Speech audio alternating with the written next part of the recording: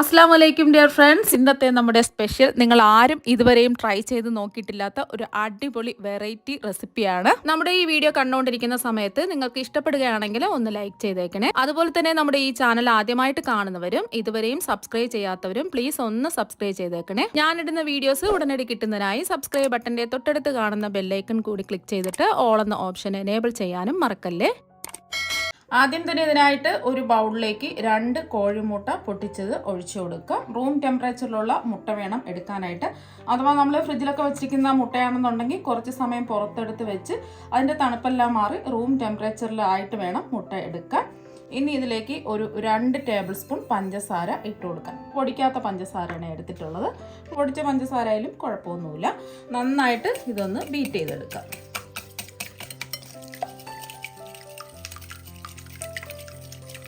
പഞ്ചസാര എല്ലാം ഒന്ന് അലിഞ്ഞു വരുന്ന വരെ ഒന്ന് ബീറ്റ് ചെയ്തെടുക്കുക. ഒരു സ്പൂൺ വെച്ചിട്ടോ അല്ലെങ്കിൽ ഒരു വിസ്ക് വെച്ചിട്ടോ ഇതുപോലെ ഒന്ന് അടിച്ചെടുക്കുക.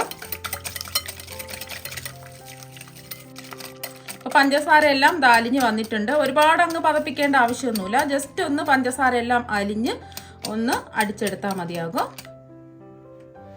ഇനി ഇതിലേക്ക് ഒരു 2 നുള്ള് ഉപ്പിട്ട് കൊടുക്കാം. കൂടി പോകരുത്, 2 നുള്ള് ഉപ്പിട്ട് കൊടുത്താൽ മതി. ഇനി മിക്സ് ചെയ്യാം. ഇതിലേക്ക് നമ്മൾ ചേർത്ത് കൊടുക്കുന്നത് തൈരാണ്. ഞാനിപ്പോൾ 1 കപ്പ് തൈരാണ് എടുത്തിട്ടുള്ളത്. തൈര് എടുക്കുമ്പോൾ നല്ലതുപോലെ കട്ടകളെല്ലാം ഉടച്ചിട്ട് വേണം എടുക്കാനായിട്ട്. അതും ഫ്രിഡ്ജിൽ വെച്ചിരിക്കുന്ന തൈരൊന്നും എടുക്കരുത്. ഫ്രിഡ്ജിൽ നിന്നും പുറത്തെടുത്ത് വെച്ച് റൂം ടെമ്പറേച്ചറിലായിട്ട് വേണം തൈര് എടുക്കാനായിട്ട്. അപ്പം നല്ലതുപോലെ കട്ടകളെല്ലാം ഉടച്ചിട്ടാണ് ഞാൻ എടുത്തിട്ടുള്ളത്. 1 കപ്പാണ്. 250 ml കപ്പിന് 1 കപ്പ് തൈരാണ് എടുത്തിട്ടുള്ളത്. നന്നായിട്ട് മിക്സ് ചെയ്യാം.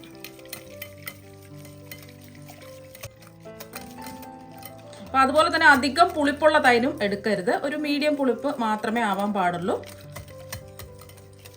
അതാ ഒന്ന് മിക്സ് ചെയ്തെടുത്തിട്ടുണ്ട്. ഇനി ഇതിലേക്ക് ചേർത്ത് കൊടുക്കുന്നത് റവയാണ്. റവ എടുക്കുമ്പോൾ ചെറിയ തരികളുള്ള റവ നോക്കി എടുക്കുക. കുറച്ച് വലിയ തരികളുള്ള റവയാണെന്നുണ്ടെങ്കിൽ ജസ്റ്റ് മിക്സിയിലിട്ടൊന്ന് പൊടിച്ചിട്ട് വേണം ഇതിലേക്ക് ചേർത്ത് കൊടുക്കാനായിട്ട്. റവയും കൂടെ ചേർത്തതിന് ശേഷം ഒന്ന് മിക്സ് ചെയ്ത് കൊടുക്കുക. അപ്പോൾ വറുത്തതോ വറുക്കാത്തതോ ഏത് റവ വേണമെങ്കിലും എടുക്കാവുന്നതാണ്. ഒന്ന് മിക്സ് ചെയ്തെടുത്തിട്ടുണ്ട്. അപ്പോൾ റവ ആയതുകൊണ്ട് ഒന്ന് കുതിർന്ന് സോഫ്റ്റായി കിട്ടുന്നതിന് വേണ്ടിയിട്ട് കുറച്ച് സമയം ഒന്ന് മൂടി വയ്ക്കാം. നമ്മളിത് മൂടി വെച്ച് റെസ്റ്റ് ചെയ്യാൻ വെച്ചിട്ട് അരമണിക്കൂറായി. ഇനി നമുക്ക് തുറന്ന് നോക്കാം. ഇപ്പോൾ കണ്ടില്ലേ, റവയെല്ലാം കുറച്ചും കൂടെ കുതിർന്ന് അതാ സോഫ്റ്റായിട്ട് വന്നിട്ടുണ്ട്. ഇനി ഇതിലേക്ക് ഫ്ലേവറിന് വേണ്ടിയിട്ട് ഒരു 1/4 ടീസ്പൂൺ വാനില എസൻസ് ഒഴിച്ചു കൊടുക്കാം. വാനില എസൻസിന് പകരം 1/4 ടീസ്പൂൺ ഏലക്കാപ്പൊടി ചേർത്ത് കൊടുത്താലും മതി. ഇപ്പോൾ വാനില എസൻസ് ആകുമ്പോൾ കുട്ടികൾക്കൊക്കെ കുറച്ചും കൂടെ ഇഷ്ടമാവും. ഇപ്പോൾ ഏലക്കപ്പൊടിയാണെന്നുണ്ടെങ്കിൽ പഞ്ചസാരയും കൂട്ടി ചേർത്ത് പൊടിച്ചതാണെന്നുണ്ടെങ്കിൽ ഒരു 1/2 ടീസ്പൂൺ ചേർത്ത് കൊടുക്കുക. അല്ലാന്നുണ്ടെങ്കിൽ ഒരു 1/4 ടീസ്പൂൺ ചേർത്ത് കൊടുക്കുക. ഇനി നന്നായിട്ട് ഒന്ന് മിക്സ് ചെയ്യാം. ഇതിൽ നമ്മൾ ഒട്ടും വെള്ളമൊന്നും ഒഴിക്കുന്നില്ല. ഈ മുട്ടയും നമ്മൾ എടുത്ത തൈരും മാത്രമാണ് ഇതിൽ ചേർത്ത് കൊടുത്തിട്ടുള്ളത്. ഇപ്പോൾ ഒന്ന് മിക്സ് ചെയ്തെടുത്തിട്ടുണ്ട്. ഇനി ഒരു കാര്യം കൂടി ചേർക്കാനുണ്ട്. ഇനി ഇതിലേക്ക് ഒരു 1/2 ടീസ്പൂൺ ബേക്കിംഗ് സോഡ ചേർത്ത് കൊടുക്കുക. അപ്പത്തിനൊക്കെ നമ്മൾ എടുക്കുന്ന സോഡാപ്പൊടിയില്ലേ, അതാണ് എടുത്തിട്ടുള്ളത്. ഇനി ഇതൊന്ന് മിക്സ് ചെയ്തെടുക്കുക. നന്നായിട്ടൊന്ന് മിക്സ് ചെയ്യാം. ആ ബേക്കിംഗ് സോഡ എല്ലാ ഭാഗത്തും എത്തണം. ഈ ഒരു കട്ടിക്കാണ് ഇരിക്കേണ്ടത്. ഇനി ഇതിൽ ഒട്ടും തന്നെ വെള്ളം ഒന്നും ചേർക്കരുത്.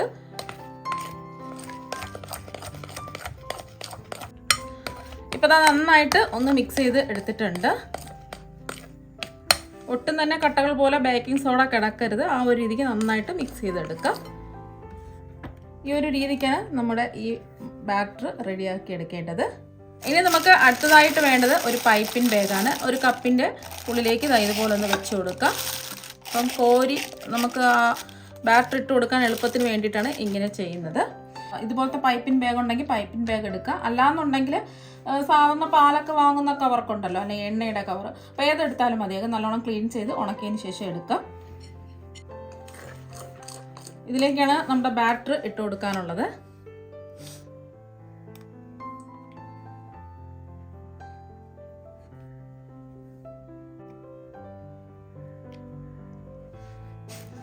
പൈപ്പിംഗ് ബാഗിൻ്റെ 3/4 ഭാഗത്തോളം ബാറ്റർ നിറച്ചിട്ടുണ്ട്. ഇനി പൈപ്പിംഗ് ബാഗിൻ്റെ ഈ ഒരു ഭാഗം ഒന്ന് കട്ട് ചെയ്ത് മാറ്റാം. ഇനി ഇതൊന്ന് ഫ്രൈ ചെയ്തെടുക്കുന്നതിന് വേണ്ടിയിട്ട് കുറച്ച് എണ്ണ ഒരു പാനിലേക്ക് ഒഴിച്ചു കൊടുത്തിട്ടുണ്ട്. ഒരു 1/4 കപ്പ് എണ്ണ ഒഴിച്ചു കൊടുത്താൽ മതിയാകും. ഒരു മീഡിയം ചൂടായതിനു ശേഷം ഇതുപോലെ ഒന്ന് ചെറുതായിട്ട് പ്രസ് ചെയ്ത് ഇതുപോലെ ഒന്ന് ഒഴിച്ചു കൊടുക്കുക. എല്ലാം ഇതുപോലെ തന്നെ ഒഴിച്ചു കൊടുക്കുക.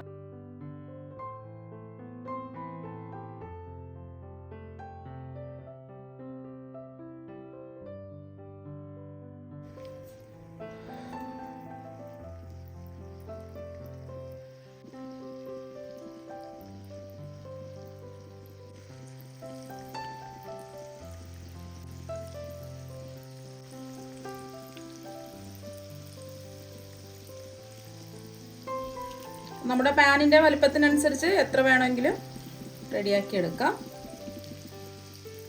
ഞാൻ 2 ബാച്ചായിട്ടാണ് ഇത് ഫ്രൈ ചെയ്തെടുക്കുന്നത്. ഒരു വശം ഒരു ഗോൾഡൻ നിറാവുമ്പോൾ ഇതൊന്ന് തിരിച്ചിട്ട് കൊടുക്കാം. അപ്പോൾ അതെല്ലാം ഒന്ന് മറിച്ചിട്ട് കൊടുത്തിട്ടുണ്ട്. ഈ വശവും ഇതുപോലൊരു ഗോൾഡൻ നിറാവട്ടെ. ഫ്ലെയിം കുറച്ച് വേണം വെക്കാനായിട്ട്, ഫ്ലെയിം കൂട്ടിയിടരുത്. 2 വശവും ഒരു ഗോൾഡൻ നിറായിട്ടുണ്ട്. ഇനി എണ്ണയിൽ നിന്ന് എടുത്ത് മാറ്റാം. അപ്പോൾ നമ്മുടെ പലഹാരം എല്ലാം ഫ്രൈ ചെയ്തെടുത്തിട്ടുണ്ട്. ഇത് സ്നാക്സ് ആയിട്ടും കഴിക്കാം, ബ്രേക്ക്ഫാസ്റ്റ് ആയിട്ടും കഴിക്കാം. നല്ല അടിപൊളി ടേസ്റ്റാണ് കഴിക്കാൻ വേണ്ടിയിട്ട്. ഇതിലധികം നമ്മൾ ഓയിലൊന്നും യൂസ് ചെയ്തിട്ടില്ല. നല്ല പഞ്ഞ് പോലെ നല്ല സോഫ്റ്റ് ആയിട്ടാണ് ഇരിക്കുന്നത്. ഇനി ഇതിൽ നിന്നും ഒരെണ്ണം എടുത്ത് കാണിച്ചു തരാം. കണ്ടില്ലേ, നല്ല പഞ്ഞ് പോലെയാണ് ഇരിക്കുന്നത്. ഒട്ടും എണ്ണയൊന്നും കുടിച്ചിട്ടില്ല. ഇനി ഇതൊന്ന് മുറിച്ചും കൂടി കാണിച്ചു തരാം. എസൻസ് ഒക്കെ ചേർത്തതുകൊണ്ട് കുട്ടികൾക്ക് ഒരുപാട് ഇഷ്ടമാകും. അപ്പോൾ കണ്ടില്ലേ, ആകമൊക്കെ നല്ലോണം വെന്ത് അടിപൊളിയായിട്ട് കിട്ടിയിട്ടുണ്ട്. നല്ല സോഫ്റ്റ് ആയിട്ടാണ് ഇരിക്കുന്നത്. അപ്പോൾ നിങ്ങളെല്ലാവരും ഇതുപോലെ ഒരു പ്രാവശ്യം ഒന്ന് ട്രൈ ചെയ്ത് നോക്കുക. തീർച്ചയായും നിങ്ങൾക്ക് എല്ലാവർക്കും ഒരുപാട് ഇഷ്ടമാകും. അപ്പോൾ നമുക്ക് മറ്റൊരു വെറൈറ്റി വീഡിയോ ആയിട്ട് വീണ്ടും കാണാം. താങ്ക്